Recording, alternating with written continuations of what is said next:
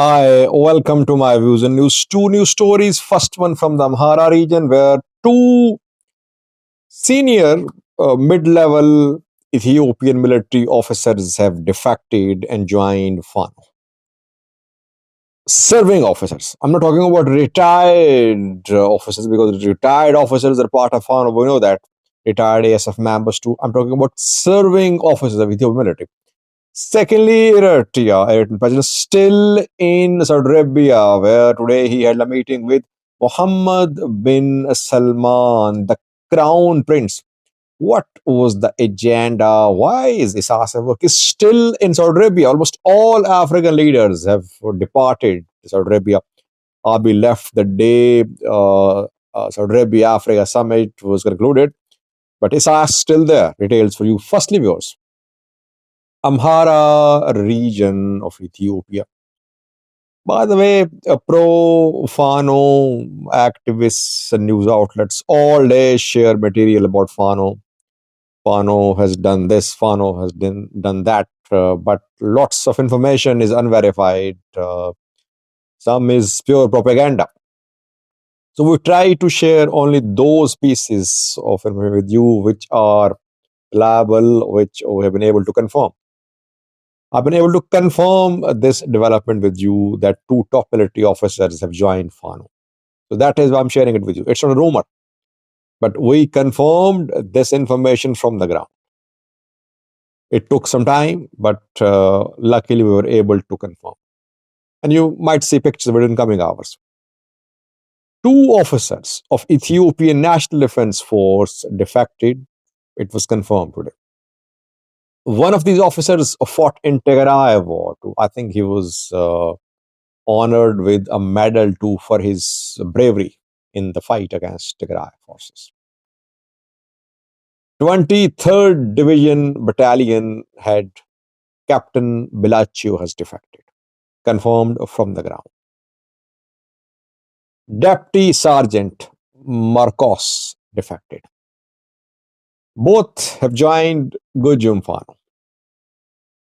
Basoliban, Ijube, Fano, there is Fano presence there, not far from Oromia.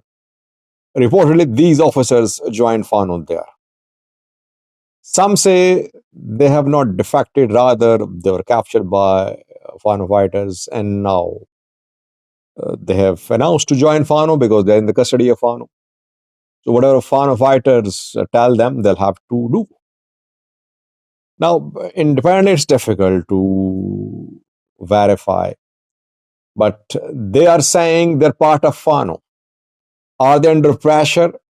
Have they been captured? Now they're being forced to say that they're part of Fano, or they have willingly defected and joined Fano. It's difficult to say, but it seems they have defected. It seems that they have defected. We've seen that earlier, a colonel of Ethiopian military was captured by Fano fighters, but he was never shown as the one who had joined Fano. So POWs were shown as POWs. But these two officers have defected to Fano and joined Ethiopian National Defense Force reportedly. I'll have to wait for more confirmation. By the way, ENDF has been a target of Fano for months. Fano groups, Amhara groups want to create splits in Ethiopian National Defense Force. They want to divide ENDF. They want Amhara ENDF members, officers, or those who are pro-Amhara. They should stop fighting. They should not obey orders of senior officers and join FANO. And for days, for weeks rather, they have been trying to convince these Amhara members of ENDF to defect, contacting them privately, contacting their family members, in some cases offering them incentives, threatening them as well.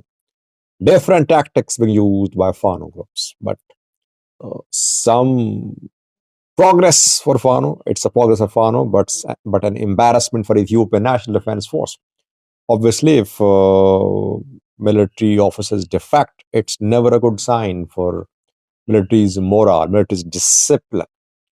Will the military confirm or reject this development? Because ENDF was quick to claim 2 days ago that it had captured around 15 to 20 foreign fighters in North Shore zone of the Amhara region. Now, when two officers have defected, will ENDF verify, confirm that, or reject that? Let's wait for ENDF statement. Not likely, though.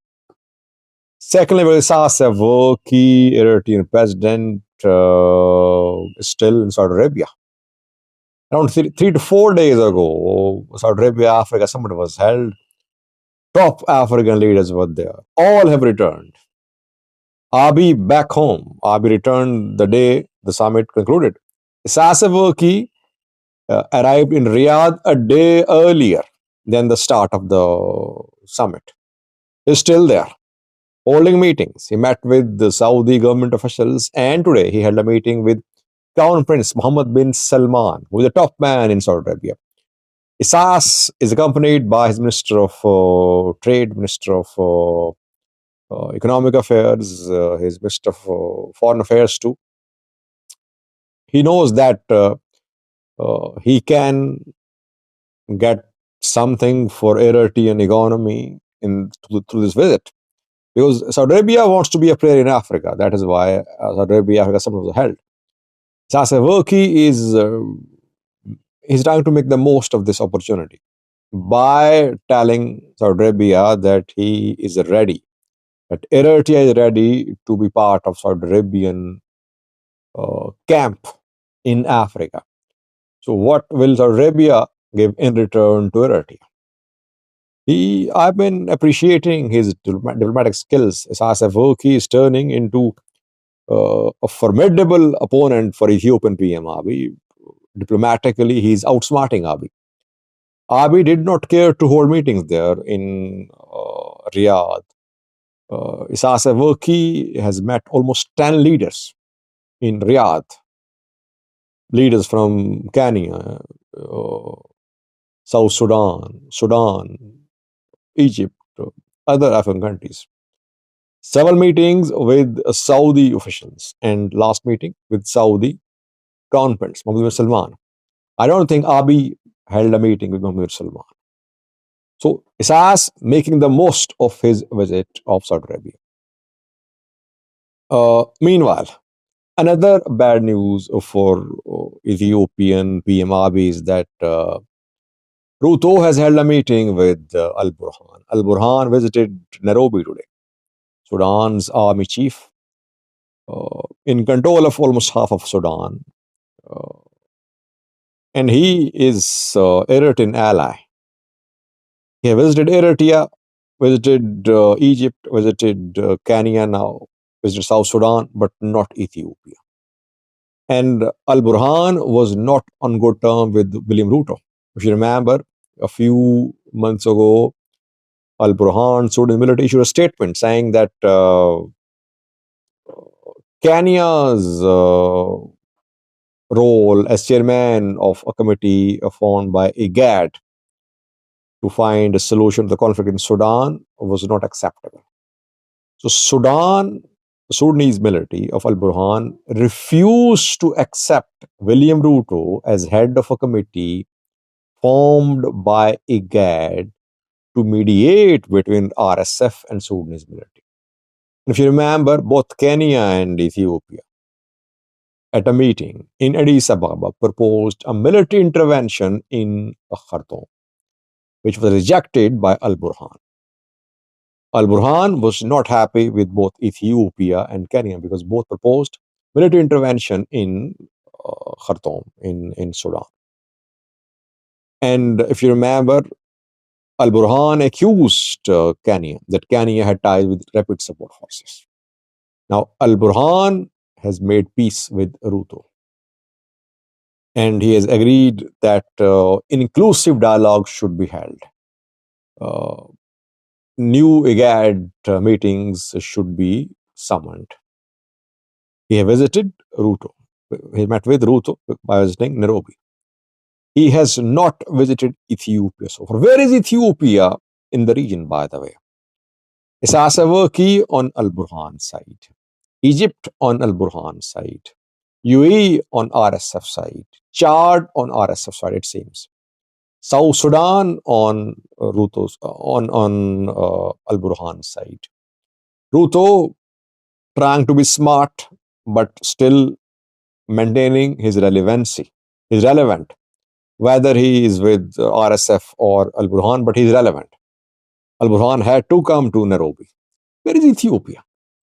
Why is Ethiopia losing its regional diplomatic importance? I have been saying PM Abiy needs a new team of advisors, especially when it comes to regional politics. He needs seasoned people. I am not saying that he should get support from Tigray, but he can get support from Tigray. At least he should consult. Otherwise, Ethiopia being isolated, Abiy being isolated, Kenya, new player, not new player, but Kenya replacing Ethiopia, Eritrea forming regional alliance, Ethiopia nowhere to be seen. Thank you for watching.